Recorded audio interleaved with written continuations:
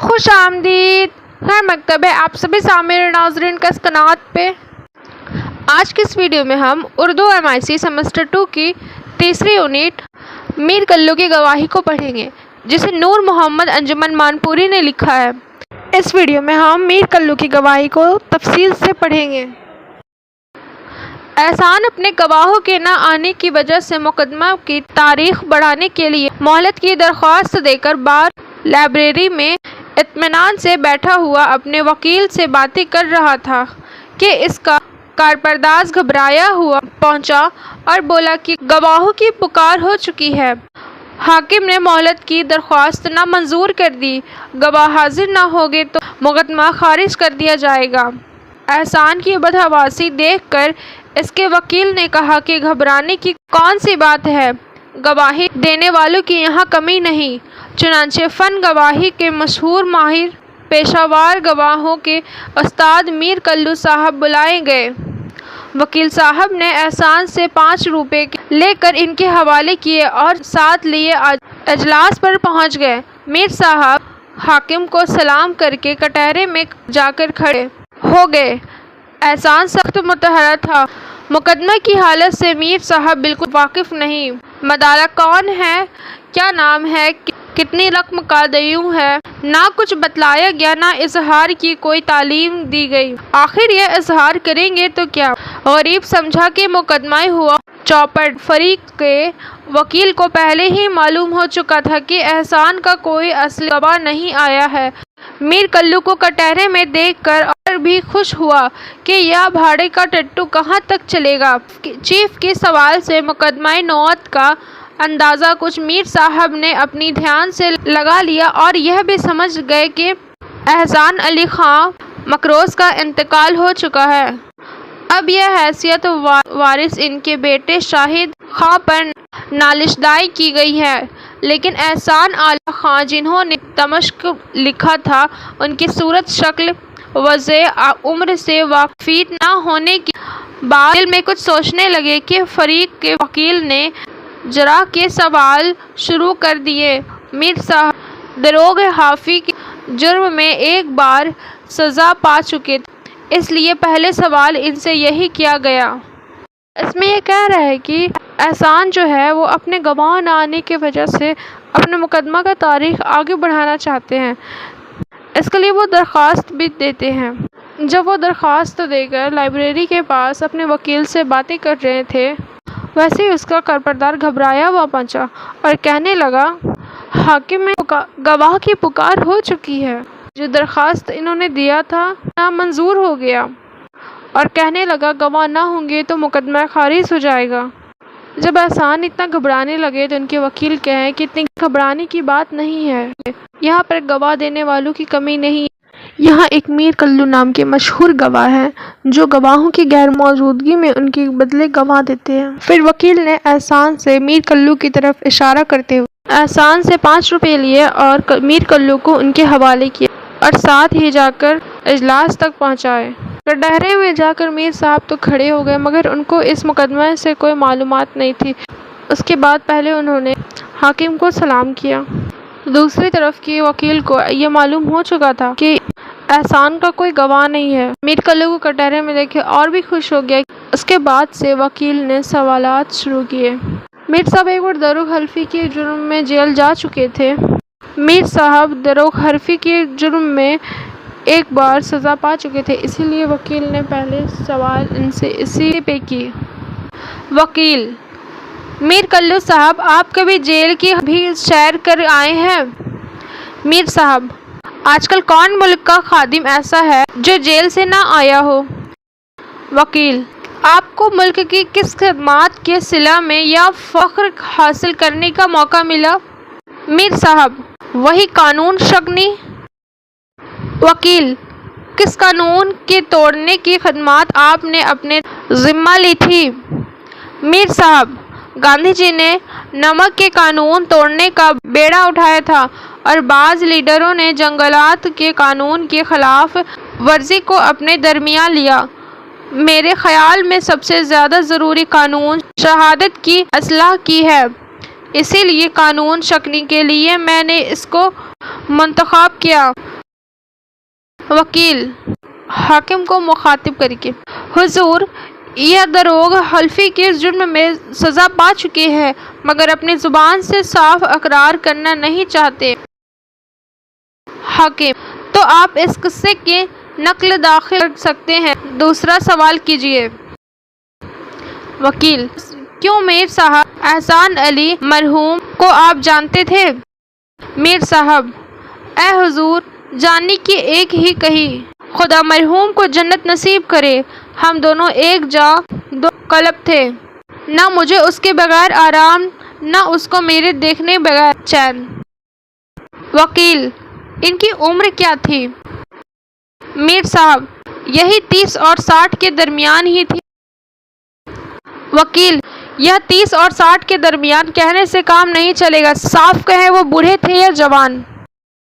میر صاحب: عمر کے لحاظ سے تو بہت زیادہ بوڑھے نہیں تھے مگر اکثر بیمار رہنے کی وجہ سے بوڑھے معلوم ہوتے تھے۔ وکیل: بال سفید تھے یا سیاہ؟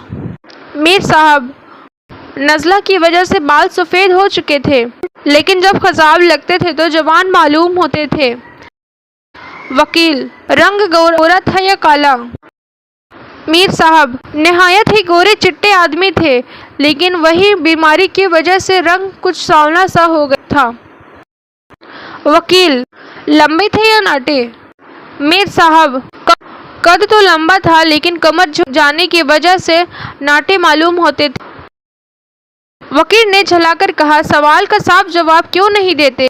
یہ کیا لمبے تھے اور ناٹے بھی اور گورے بھی تھے اور سانولے بھی، بال سفید تھے اور سیاہ بھی، اس سے حیلہ کیا کہیں صحیح اندازہ مل سکتا ہے؟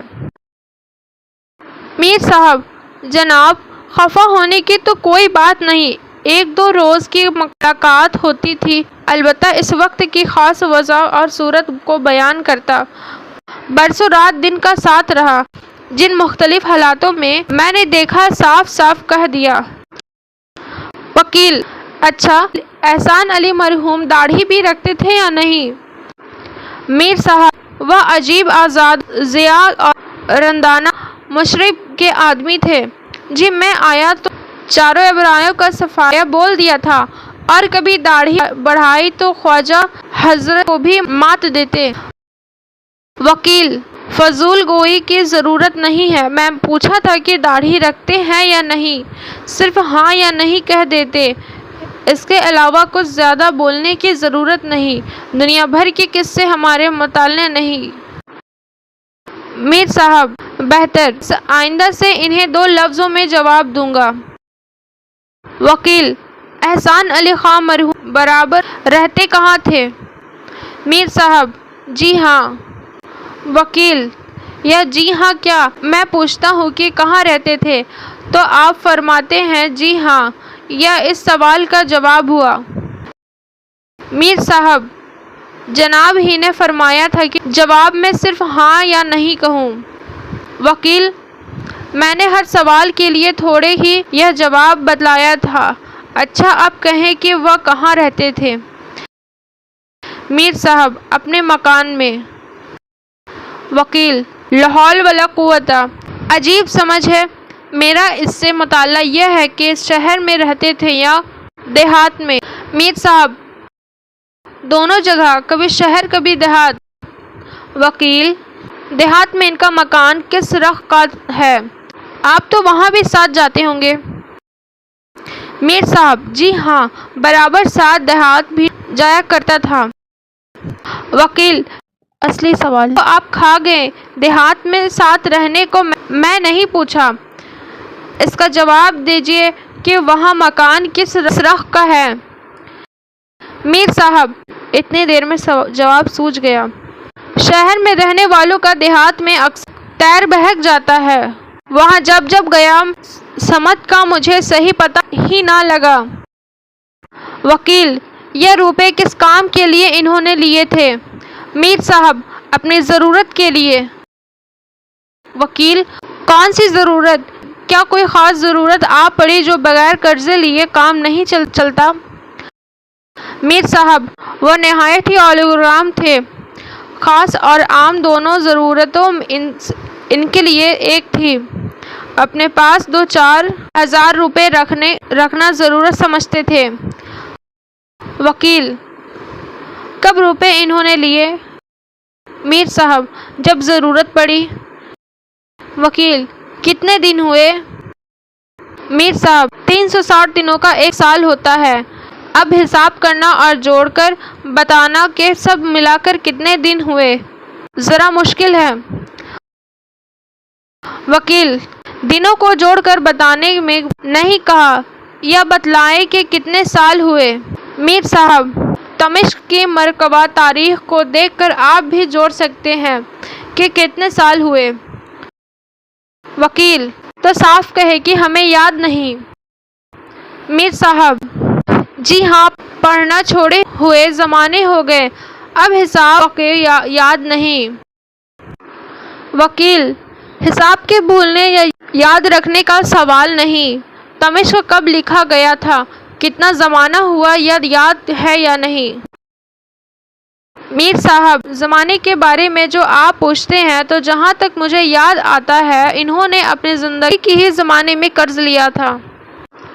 وکیل صاحب اس کے آل فال جواب سے سمجھ گئے تھے کہ مقدمے کے متعلق یہ حضرات کچھ بھی نہیں جانتا، رفاقتی کر رہے ہیں، لیکن غصہ تو اس کا تھا کہ یہ باتوں جاننے کا کیا ذکر مدعا کی صورت تک نہیں دیکھا، اور برسوں کی ملاقات ایک طرف رہی، رات دن ایک ساتھ رہنے کا دعا کیا جا رہا ہے، اور اس پر کہیں سے گرفت میں نہیں آتے۔ آخر سوچ کر ایک ایسا سوال کیا جس سے وکیل صاحب کو یقین تھا کہ واقفیت اور دوستی کا سارا بھانڈا ہی پھوٹ جائے گا۔ وکیل صاحب نے سوال کیا۔ وکیل: کہیے میر صاحب، احسان علی صاحب مرحوم سے آپ کی دلی دوستی تھی، برسوں ایک ساتھ رہنے کا اتفاق ہوا ہے، ان کا حرف تو آپ ضرور پہچانتے ہوں گے۔ میر صاحب: یہی تو ایک کمال مرحوم میں تھا جس پر وہ برابر فخر کیا کرتے تھے، وہ نہایت ہی خوشنویس ہفت قلم تھے، ہمیشہ مختلف شان سے لکھا کرتے تھے، قلم پر اتنا اختیار تھا کہ ان کا ایک خط کبھی دوسرے سے ملا ہی نہیں۔ اس جواب کے بعد وکیل صاحب نے صبر رکھ دیا۔ 2 بجے سے مقدمہ شروع ہوا تھا، 4 بجے کو چند ہی منٹ باقی رہ گئے تھے۔ حاکم نے مسکرا کر وکیل صاحب سے پوچھا کہ وہ کچھ پوچھنا ہے؟ وکیل صاحب نے کہا جی نہیں، لیکن ایک بات یاد آ گئی۔ حاکم سے کہا کہ حضور صرف ایک سوال کر کے ذرا ختم کر دیتا ہوں۔ مثل کے کاغذات میں ایک جگہ احسان علی خاں مرحوم کی مرض الموت کا ضمنہ تاثرگرہ تھا، اس کو دماغ میں رکھ کر وکیل صاحب نے سوال کیا۔ وکیل: یہ تو بتلائیں کہ احسان علی خاں مرحوم کس بیماری سے؟ میر صاحب رونی صورت بنا کر: ہائے، رونا تو اسی کا ہے کہ ان کے علاج میں کوئی دقیقہ نہیں اٹھا رکھا گیا۔ حاکم، وید، ڈاکٹر سب کا علاج کیا مگر کسی کو اصل مرض کا پتہ ہی نہیں لگا، کوئی کچھ کہتا کوئی کچھ کہتا۔ چونک کا زائد، طبیعت ابلشود۔ جناب وکیل صاحب، سچی بات تو یہ ہے کہ ان کو موت کی بیماری تھی۔ 4 بج چکے تھے، اجلاس برخاست ہوا۔ احسان کو دوسرے روز اپنے گواہوں کے لانے کے لیے کافی موقع مل گیا، وہ صرف میر صاحب کی بدولت ہوا۔ اس روز سے ہر شخص کو یقین ہو گیا کہ گواہوں کو سچے ہونے سے زیادہ ذہین اور حاضر جواب ہونے کی ضرورت ہے۔ آپ کو کوئی ڈاؤٹس ہو تو آپ کمنٹ کر کے پوچھ سکتے ہیں، یا آپ کو اور کوئی ویڈیو کے بارے میں جاننا ہے تو آپ کمنٹ کر دیں۔